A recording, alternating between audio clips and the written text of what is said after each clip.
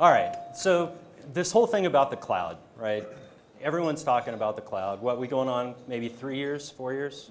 More. 5 years now 5 that the years. cloud took the buzzword from virtualization? 4 Hosting. years. Too long. Yeah, too long, too long. So how many people would argue that we're all in the cloud already today? Come on. No, man, Yeah. come on. put How the many of you have hands Gmail Yeah. addresses, for God's sakes? Yes, we're all in the cloud. But I got to pass this question down because I think this is going to kind of help set everyone's perspective. What do you guys think of the current state of cloud security? What is it that worries you, given your roles in the different organizations that you work for? Should we pick on you first, Sebastian? Sure. I personally concentrate on infrastructure as a service, and all the best practices of security still apply. So you need to stick to what you've been doing. The biggest issue, it was mentioned in the previous session, is really data placement.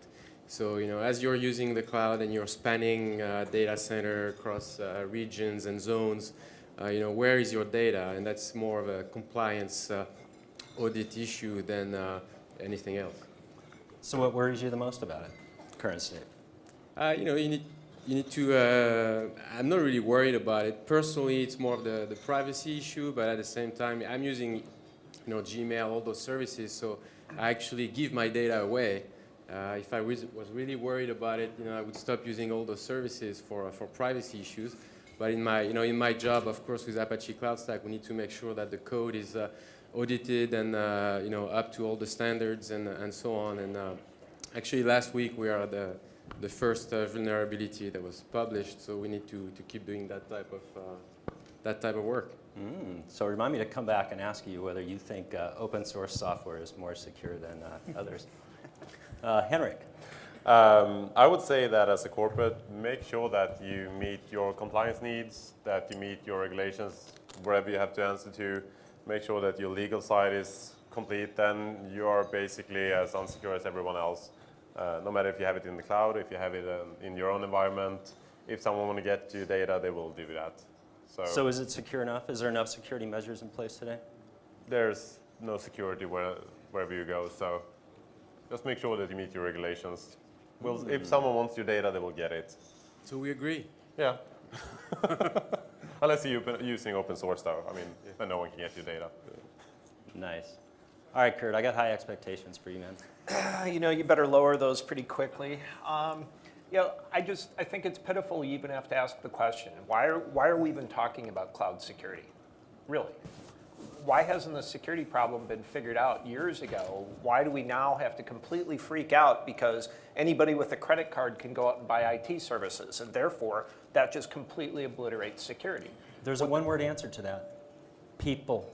Yeah. Sorry, didn't mean to interrupt you. So why didn't we design for some of this already and take care of some of the problems so that we're not facing this big issue with both cloud and BYOD of everybody who we work with being able to go out and just screw everything up security-wise? Right? Yes. Yeah. Yes. So, Can we interrupt? yeah. No, really, what it comes down to is it comes down to building in some of the architecture so that we're not constantly talking about this. So that when you go out and buy a cloud service, somebody actually asks you, hey, do you have any security concerns with this? Or are you running anything that's subject to regulations? Or, gives you a list of a few questions that at least lets people pick the right things. Wouldn't that make sense? As opposed to just, here, as long as we can bill you, you're good. Somebody's got to take over for the role of IT. People don't read the regulations. They don't need to. You right? just inferred that common sense was common. I don't think it is. No. It's not. But that's That's my the personal problem. bed. That's the problem. We have a question. All right. Let's go. Mr. It's a Disruptive. really, really good point, because what's fundamental is a customer might have a complete bag of crap today, but at least they know how big that bag of crap is and what crap's in there. Whereas what they're doing is we're asking them to trust someone who they've never done business before elsewhere. What would really, really help is if rather than a customer saying, I've got all these security regulations, I need compliance, I need to answer all these questions for my security guy, is if the cloud provider, rather than hiding what they're going to do with your data in the terms and conditions, for example, what's going to happen if I choose to cancel your service, are you going to give me my data back? Just tell them all that stuff up front. Yep. Yeah. Transparency? Yeah. Terms of service. The problem So- with that is that there was like, sorry for go. interrupting. Can I jump? You'll be Jump. right. The problem with that is there was about a year and a half ago, there was a group called the Open Data Center Alliance, who tried to put a POC together to actually cover all of these elements to say, this is what we're going to provide to the customer to say, this is our security structure. I think they came up with a bronze, silver, gold and platinum level. Bronze being just an everyday cloud structure, silver being enterprise, gold being sort of banking, financial structure, and platinum being military. The problem is they put that in a POC and that actually came back with more questions than they could answer. And so that whole POC got thrown to the side and we're still sitting there with no sort of structure. So that's the hard thing. I totally agree with you. If they could provide it, but they've tried, or this particular firm or particular group have tried and they couldn't come up with anything. So the next problem is also what happens if they close down business? What happens if they go bankrupt and forfeit? Then they don't have anything to do with it. There was recently, I think a half a year ago or something, or even further, that a financial tracking institute and service, completely private, closed down shop, and they did not own their data anymore. What happens then with the data? Is it for the purpose who go in and buy the company to take over, or is it just going to sit there? In this case, basically they send out like, if you want your data back, let us know and we'll send it to you. Otherwise, it's on a drive that's going to go to the disposal somewhere. So Chris. no matter how much you secure yourself by documenting or whatever and an illegal action, it's still going to be there someday. So Chris has got an opinion or two on this. Oh, I do. One or two of them I've Is heard. it that obvious? Is it, It okay. is, it so, is. so I'm gonna drop a $20 phrase right here, and my opinion of all of this is that there is this duality of perception about the cloud. Is that the there- phrase? That's the phrase. Duality of Duality of perception, because everybody out here has a Facebook account, Google+, Gmail, whatever else. Your data, your information is ubiquitous out there. At which point, then you're coming back around to corporate data, and you're saying, oh, we don't want to use the cloud, it's not secure. Okay, why are you using it now? Pick one. Is it secure? Is it private? Is it not? Don't say it's okay here, but not okay here. So we've already sold our Really? our souls But as you're not- individuals, Yeah, right? We've already The thing sold is, our you, souls. you own your personal life. The corporate doesn't No, own your personal life. Google owns my Yeah, life. well, I'll they have own you it, know. yeah, in most cases Google owns it, but the company doesn't own. Oh, got a question. I'm not going to get in legal trouble because I have my information on Facebook servers. Aren't you? Yes, you are. Aren't you? So when you get the password recovery question asking where were you born, and I go into your webpage and see that according to Facebook you were born in. Yeah, ask the Wired reporter Well, that. well, it may not be secure, but I'm saying legal compliance requirements. There are no legal No. compliance requirements around my Facebook account. Not yet. Yeah, but getting back to your point, you're not making money with your own data. Okay, they are making money With your data, with yes, your they data. are. Absolutely. Okay, Well, and, with and your the privacy. other companies that are making money, of course, needs to. They make money off your lack of privacy. Right. That's how it works. If you get a free service, somebody's paying for that, Yeah. right? If you're not paying for it, somebody else is. Which kind of comes to my underlying point of privacy. Yep. And one of the things that I'm fond of saying is if you have the least illusion of personal privacy anymore, just, there's the door. Privacy is the free currency of the internet.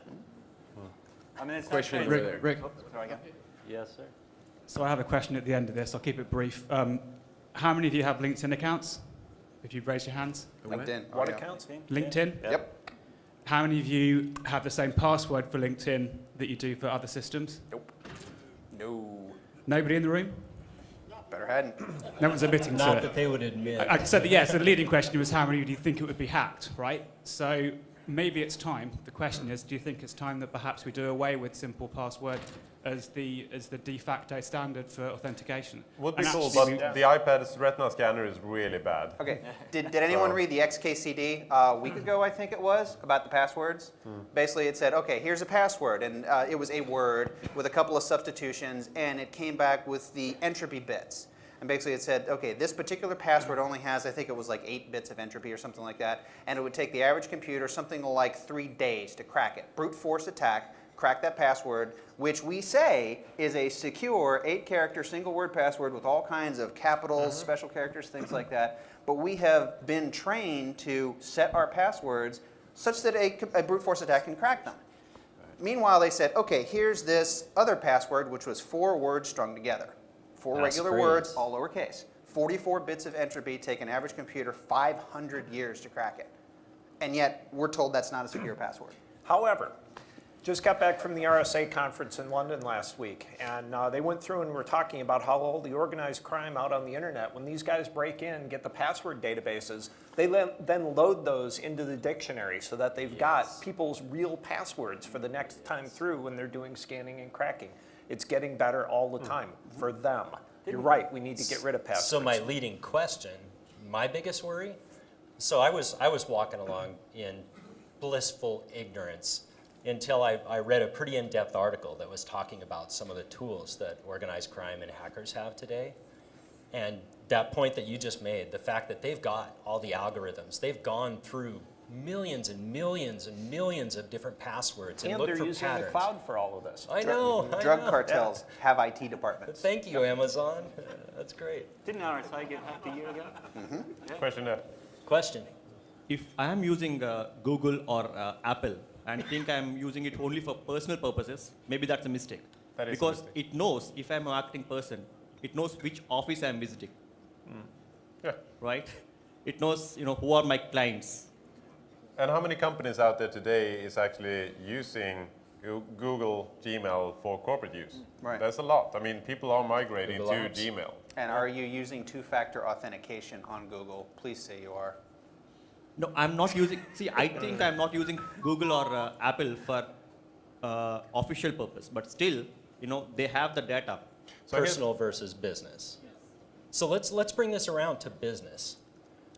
One thing about that, about your comment, two-factor authentication. I love two-factor authentication or multiple factor or any type of factor. But are you using that for all your services? Because Yeah, I mean, and I don't mind Because telling you're you. saying security Facebook, freak. your laptop, I your don't, anything. I don't mind telling you exactly how I do it because I've spent some time on this. I'm not going to say, can I ask my a normal Google password person if they are is 32 characters long, and I use. Now we know that. Okay. That's a Hey. start. We got Hey. one factor. It's random. I couldn't even tell you what my Google password is. Random only has 6 letters in it. Because of not the 32. two-factor. No, it's a 32 hash, and then I use the Google two-factor authentication that also enables single-use passwords per device. So every single device I have also has a really long hash of a single-use password. That So my sounds point like is fun. that you only need one, get over one password to actually get access to everything. Because as soon as you get one password, so you are in your, basically in your world, then all the other passwords are gone.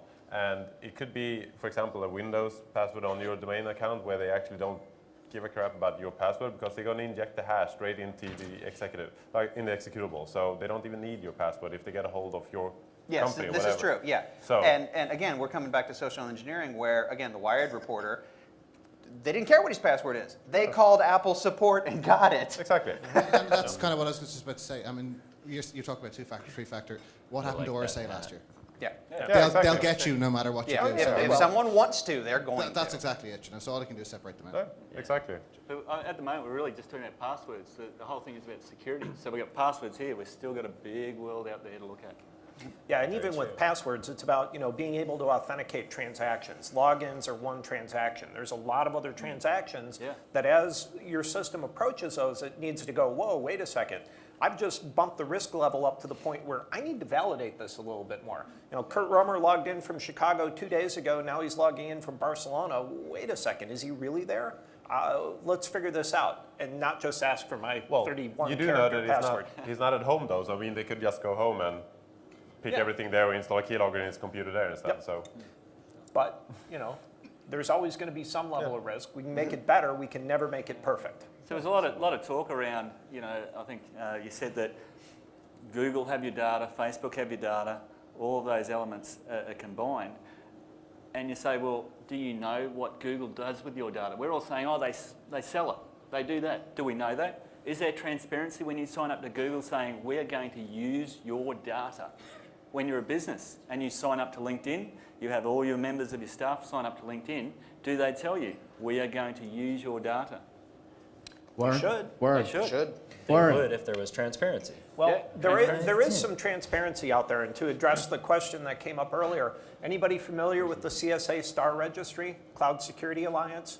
You can go out right now, and companies that are in that, they actually show you what they do for cloud security. You can go out and see, it's got a very detailed set of information that you know how they authenticate, what they do with your data. CSA STAR Registry is something you need to be pushing all of your critical vendors to work with in the cloud. Good point. Good point. Does Facebook participate in that program? Haven't seen it. Question. Yeah, so not a question, but more like a remark since we're talking Google here. Aye. It goes beyond the cloud. It also happens on premises. I speak to customers and they are not implementing Google Chrome because Google becomes the owner of all the search terms that you're using. Yes. Did you read the EULA? It's all in there. So But who reads that? be cautious. Who honestly reads that? They tick the box, they move on. How many That's lawyers not a do we problem. have in the room? That's the real question. Those are Have we got often any the people cloud that would read vendors them. in the room that could maybe answer this? Any cloud vendors that say we sign up to various things? Good question. Anyone? Bueller? It's a great opportunity for a big fat ad. That's it. Worldwide TV. You blew it. You blew it. So there's no cloud vendors at this wonderful Citrix synergy trying to sell their wares. I find that a little hard to At believe. least not in this room, or they don't have the guts to stand up. That's right. So let's shift this conversation just a little bit to business, doing business in the cloud. So there's obviously about 1 trillion different services out there now pitching, hey, bring your business data, bring your transactional data and all that kind of stuff into the cloud. Is that a more secure or a less secure model than doing it on site, doing traditional corporate IT? And again, What it's do you that guys question: is it what is the transparency of your information? So, if you're hosting your Exchange server, for example, in the cloud, because that's a great DR solution. So that's one of our biggest ones. People move Exchange up in the cloud. We've got DR. If it fails, we move. Brilliant. But they're syncing their AD up in the cloud. So all of their Active Directory information, up it goes. How secure is that? Well, You gotta one trust. of the things, I do a lot of federal work for a lot of different agencies, and of course there's the big federal push from very high up that says, thou shalt now use the cloud, which of course some agencies are wholeheartedly embracing. Some are moving their email to the cloud, some are moving their data to the cloud. Not many, mind you. There's one in particular that's going into it with both feet and not really looking before it's leaping either. But then there are the more secure agencies that are looking at that going, you're right, not happening. So again, it's that perception. It's that, okay, here's an executive order that says we should do this, but this is a bad idea. Yeah.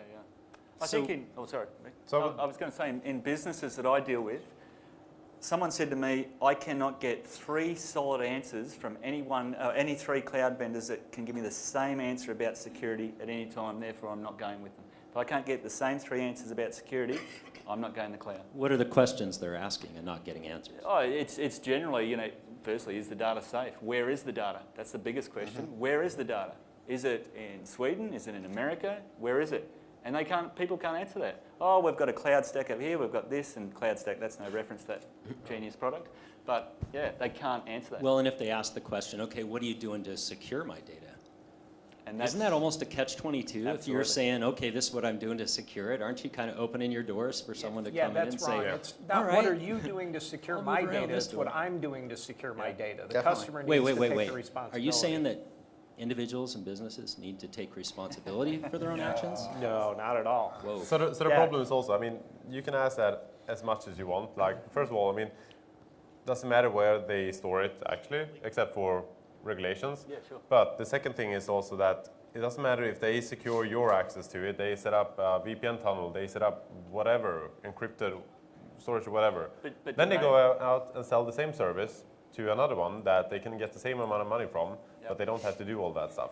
But that's a good So question. then you have another actually seen this in real life that they said, I mean, you set up a 2-factor authentication. They require 32, in this case not 32, but Yeah. and then they sell it to another customer with 4-letter passwords Yeah. with no 2-factor. Same service, but That's a good question, but you talk about they set up the links, the VPN links. Who's they? I don't know one cloud vendor that's out there that actually set up their own VPN links between the companies. Generally, it's a third-party telecommunications company or something like that. So how can you be guaranteed that cloud vendor has a handshake agreement, more than likely, with a telecommunications company that set up the VPN, that something's not going to fall down the middle and the security hole is going to be broken?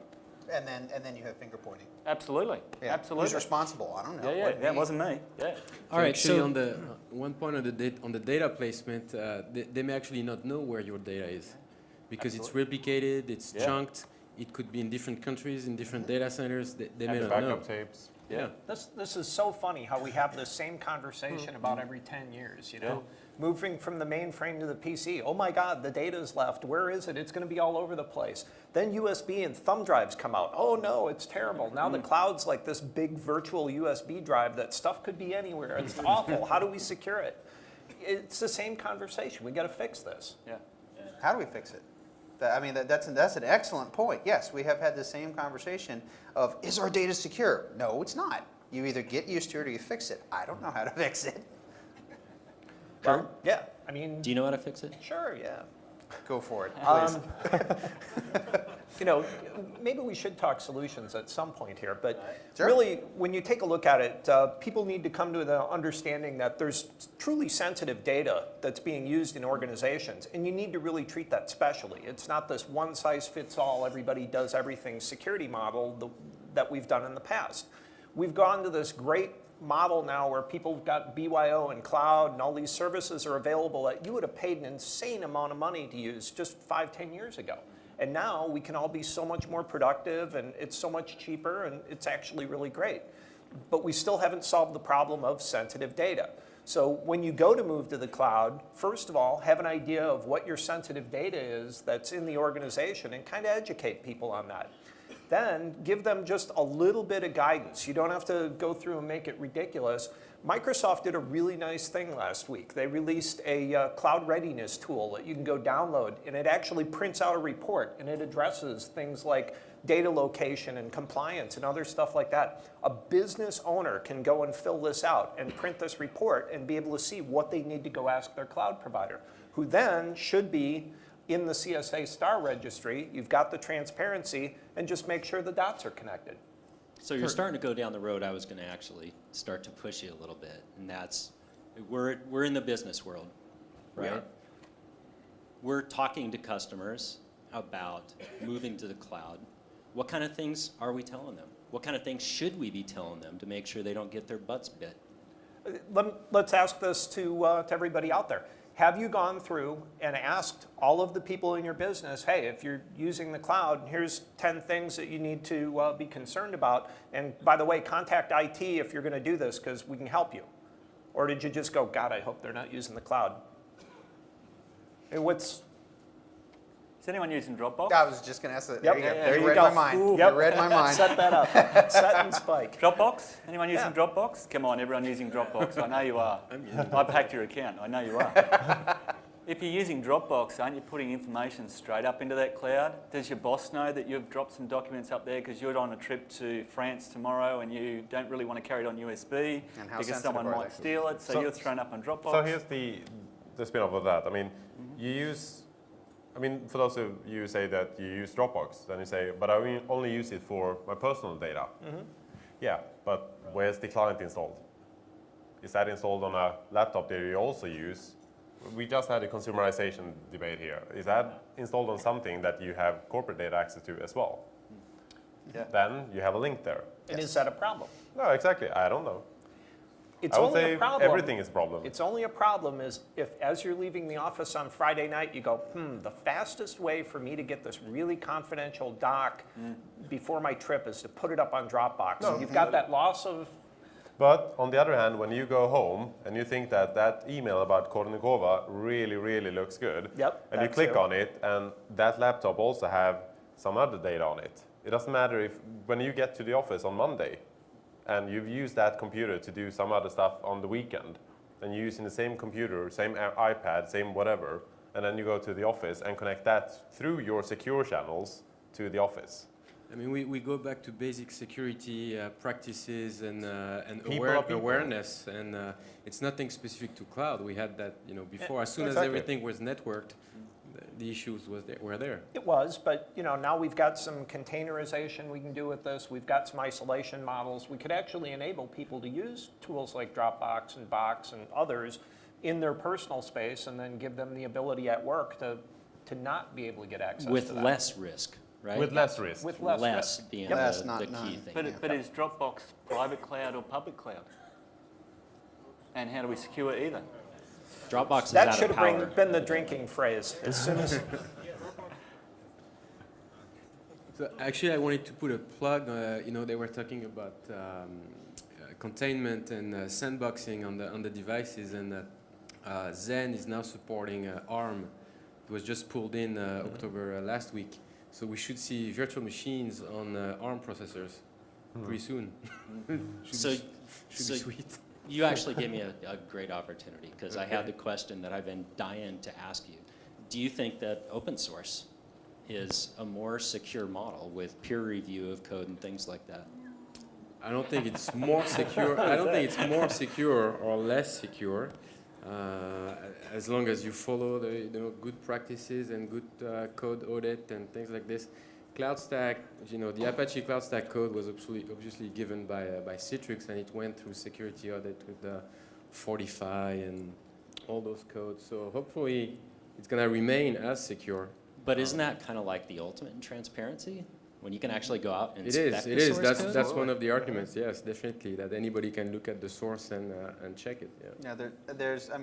It frightens me to no, I don't know if frightens the right word, but it puzzles me to no end. Again, U.S. federal government, thou shalt not use open source. Thou shalt use the off-the-shelf products, which basically is, who do we go and sue if we have a problem? But open source, here's the code. Okay, is there any little thing in there that says email hacker@china.com? No. Okay, you're cool. But it's not because it's open source that it's more secure.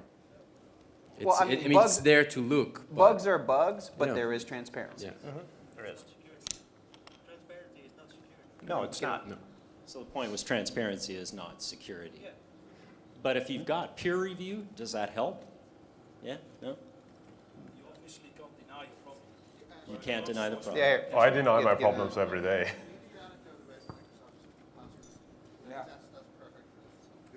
Okay, about Speak into the mic. Okay, well, it's just a story I told Andrew about. I was going way back in code and I saw a bug in NT4 terminal server, which survived to Windows 2000. Then it went to 2003, and it was still there in 2008. So I filed this as a bug to Microsoft. I showed them what was wrong. I showed them what they should do to fix it. So they would just have to do it. And the response I got back is, could I please write a business case why they should fix it? How many pages did they expect? I mean, Great response. The bug and the code was there to fix it. They didn't even have to fix it. I did it for them. And obviously, if you're open source, you can't deny. I mean, you can't deny the problem. And the closed source vendor can always, it's not as big as you think, or... So if it was open source, you would have filed the bug, and then you would have actually committed a patch to fix that bug. And if you were a committer, boom, it's patched, or somebody would have patched it for you. Yes. It's the other way around as well. You can file a bug as well. Yep. So you can contribute to the leaks in open source. Dennis? Which one? Check 1, 2. We need a roadie. You can borrow mine. So I think that the biggest problem with open source is two biggest problems. Responsibility of vendor, because there is no vendor and no one is responsible for this software, and quality of code. You never can trust the quality of open source code because you don't know the company who wrote this, you don't know anyone who wrote this, and you will find a bug, or someone will find a bug in this code. You never know when it will happen. So the government thing, thou shalt not trust open source because there's nobody to go sue. Okay, so and that's right. Who's responsible for it? Where's the throat to choke is the colloquialism. Again, open source, Red Hat comes to mind, companies like that say, hey, we're going to support this. We'll be responsible for this. That still comes around to that very same question that Dennis just posed of who do I trust? Oh, it's open source. There's no one, there's no head on the mannequin that I can go and I can talk to.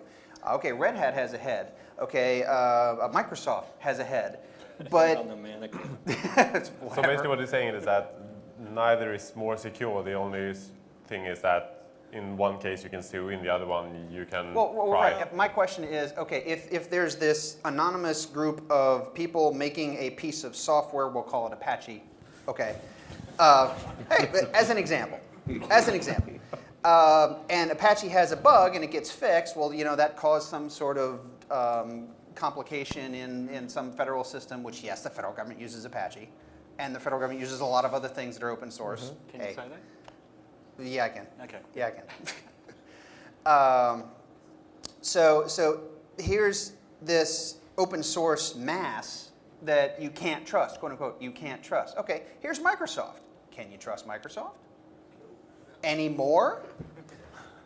No. Well, I don't think so. You take a look at it, open source and proprietary code both have the equal opportunity for being secure. They really do. Yeah. They have the equal opportunity. It's up to the community, and whether it's a big open source community or whether it's a vendor community, to do the right thing security-wise with responsiveness and design and review and everything else. They both have the equal opportunity, though.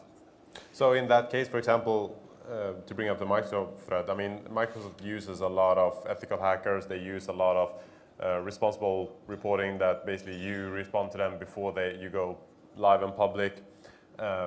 In that case, you probably just emailed the wrong person or the wrong person picked up the email, I would guess. But your alternative would have been to post it, for example, on the non-disclosure email list, and then they would probably have fixed it. Rick got a question down here, mate. Can I be heard? Hello? Are we having mic problems again? Okay. Hi, I'm Marcin Marciniak from Polish Edition of Computer World. I have a question. How do you compare the time from filing a bug to releasing a patch? When you compare that from the open source community, you can count the time in hours even.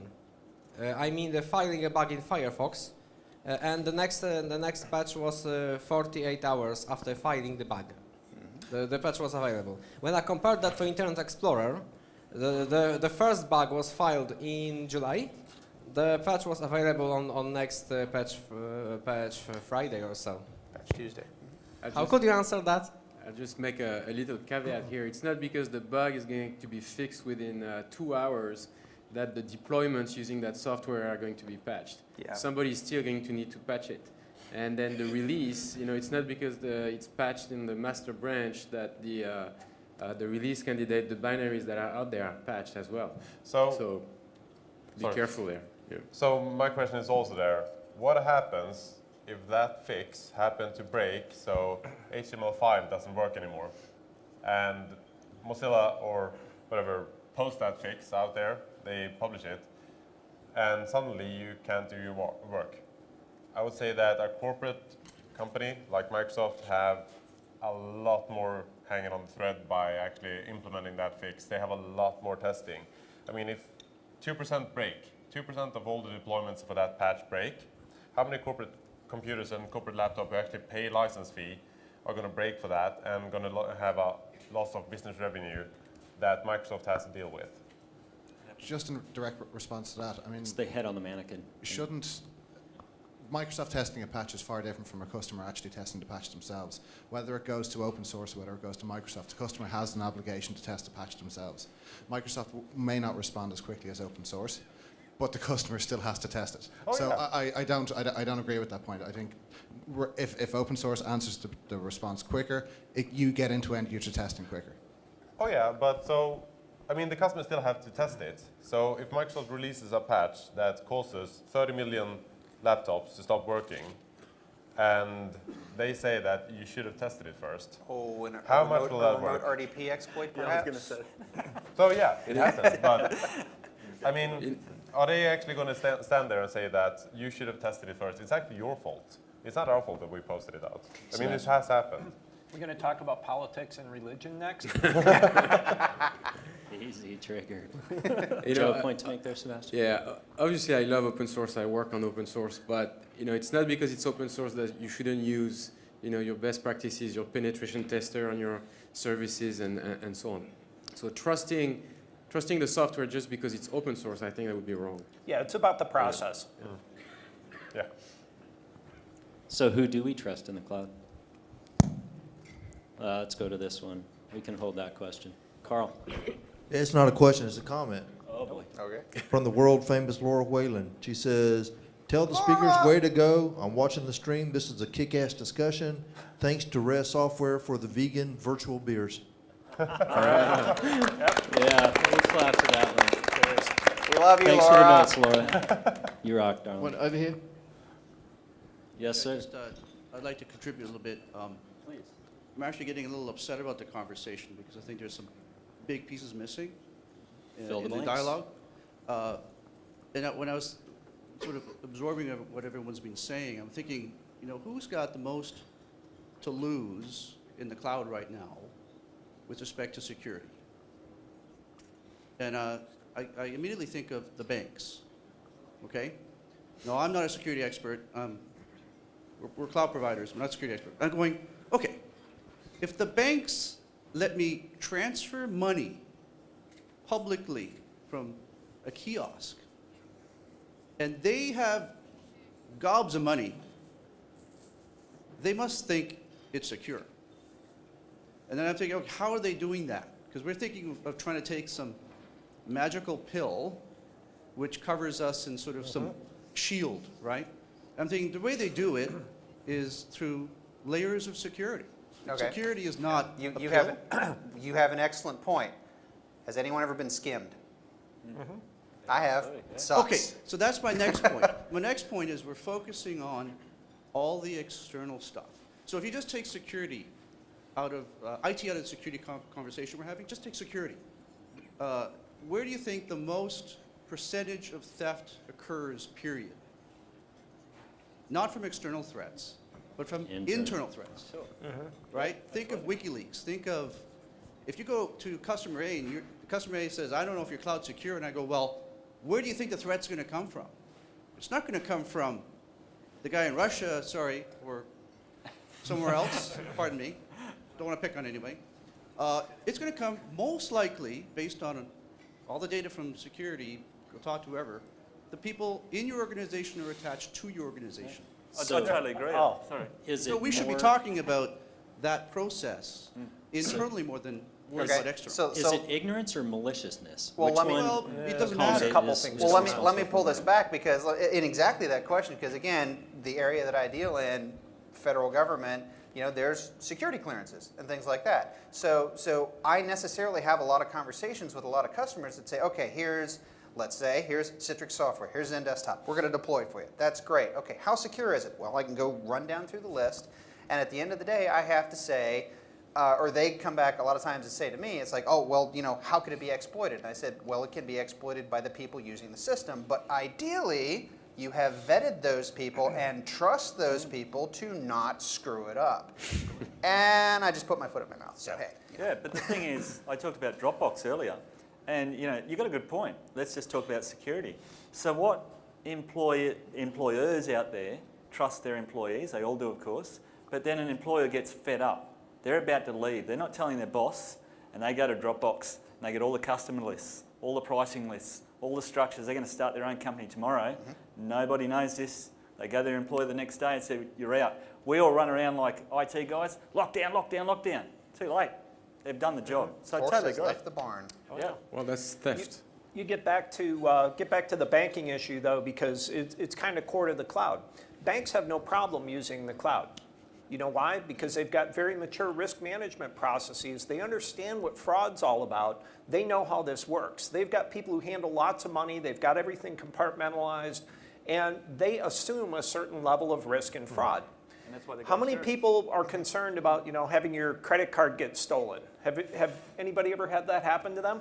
Yep. How bad was it? How much money did you lose? Tens Zero. of thousands, hundreds of millions? I can Exactly. I can actually answer that. I'll tell you exactly. It was $500 The bank, it was over like 4 or 5 charges. The bank gave it right back to me. They called me that day within hours of it getting scammed and said, hey, we see fraudulent activity, cut.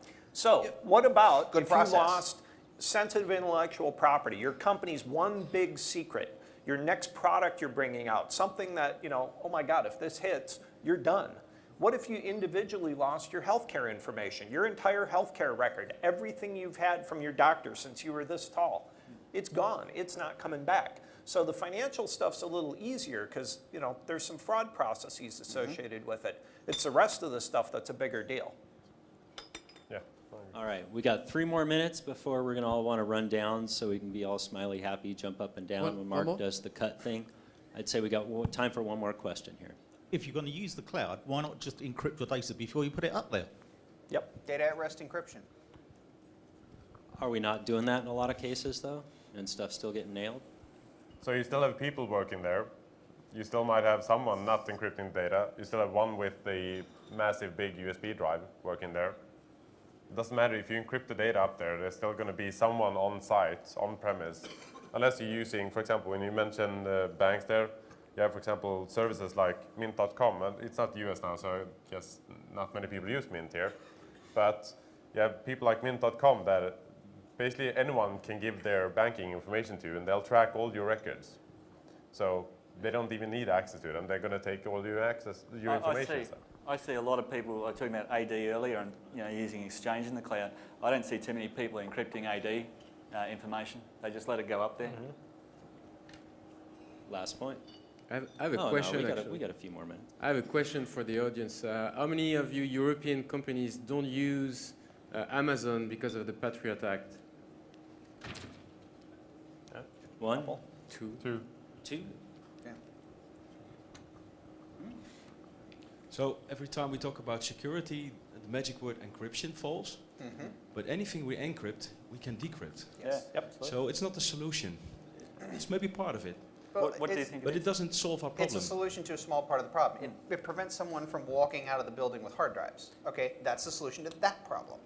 Okay, now you have to take that data, decrypt it, munge it, and put it in transmission to where it can get used. Okay, you have to have processes around the decryption, processes and security controls around the transmission, and all along the way. So it's a multi-step process. Yeah, but encrypting the data, for instance, with BitLocker, it gives IT the perception that we fixed the problem. Totally agree. No, but Everybody's looking for the magic bullet, and there's no magic bullet. That's in not this one situation, solution. so It's not one solution. It's not one product that's going to solve the world. we got to stop thinking The about the latest magic exploit bullet. is FireWire. You plug in a FireWire cable and you can have read-write access to memory. Yep. You own it. Yeah.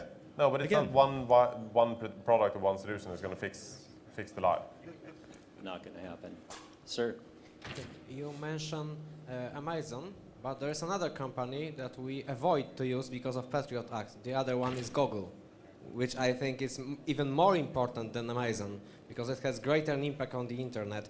How would you compare the problems with the Patriot Act or similar law that bounds American companies against the European companies? How do they fear the Patriot Act? Okay, I'm going to put my foot in my mouth again here in a second, but that's okay, because this is a double-edged sword. Hey, thank you. There you go. This is a double-edged sword How because many shoes can go in there?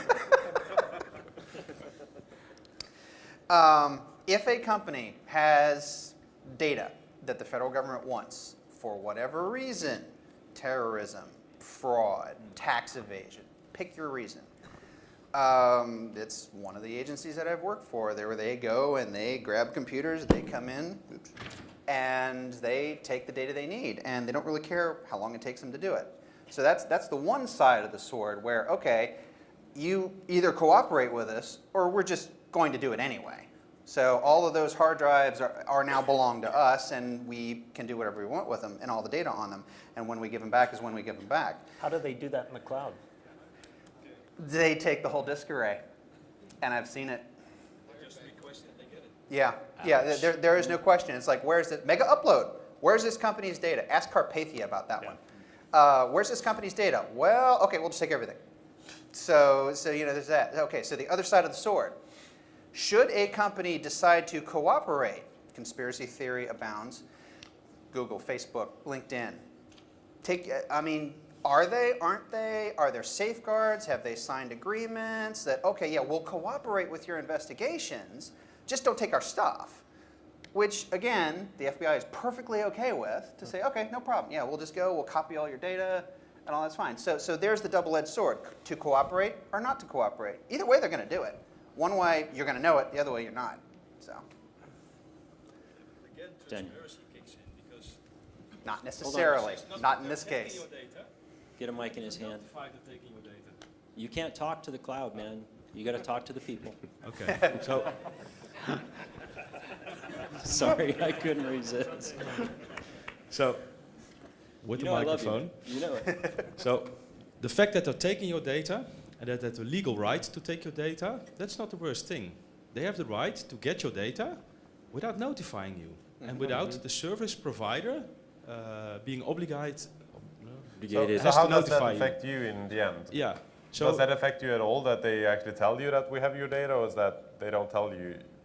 I mean, does that actually affect your business, that they have your data and you know it, or that you don't know it? Are you going to set Or maybe it's requirements less on not to that? know it, but I require Sure. you to have encrypted hard drives when you steal my data. It won't affect you in the end. As a business, I would argue that it would affect you. Yes. So take a bank scenario, or in a lot of places in the U.S. in particular, that's where I do most of my business.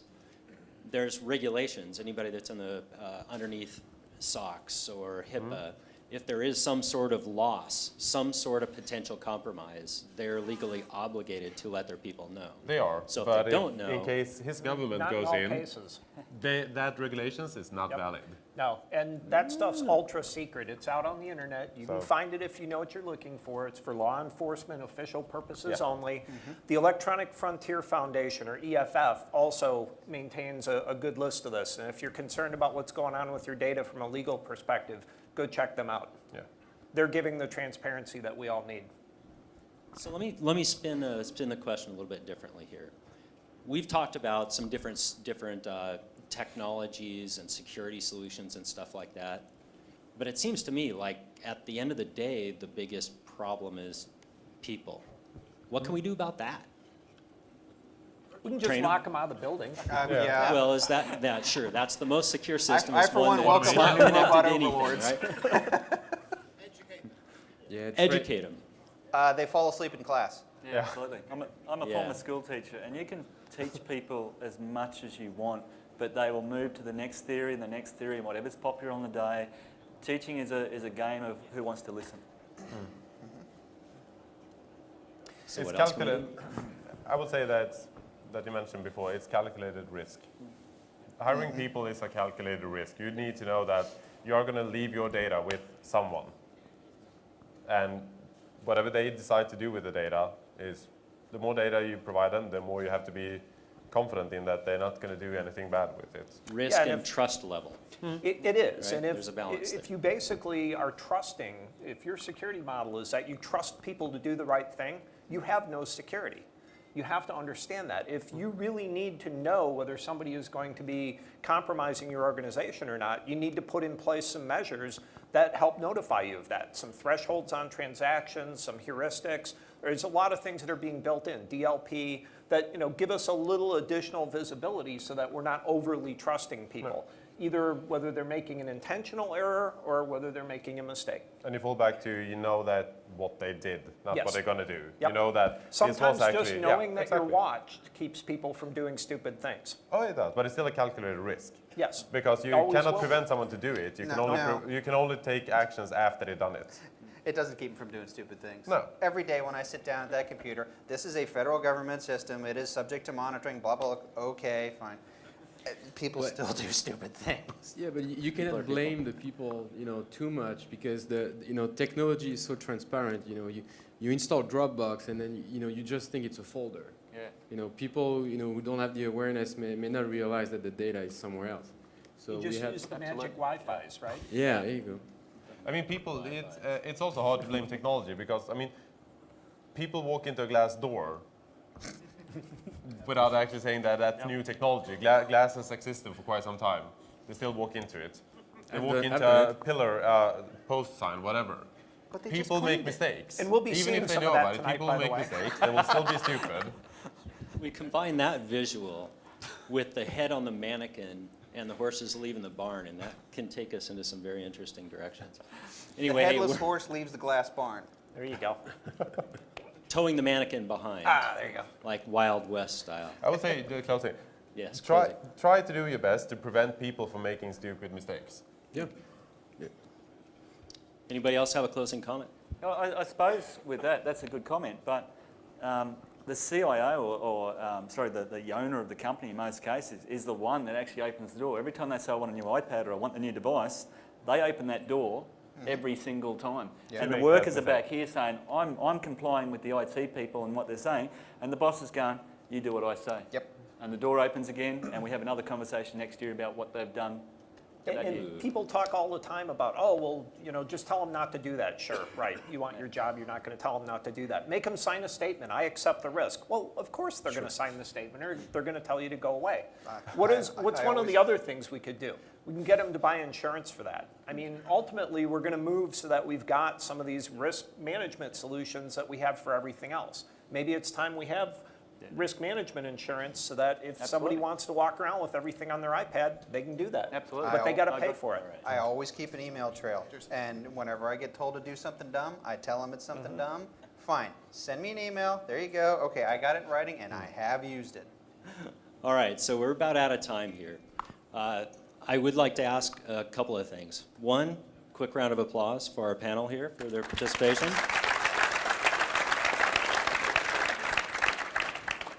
Quick round of applause for Rez for making this happen and buying us some beer. I mean, come on.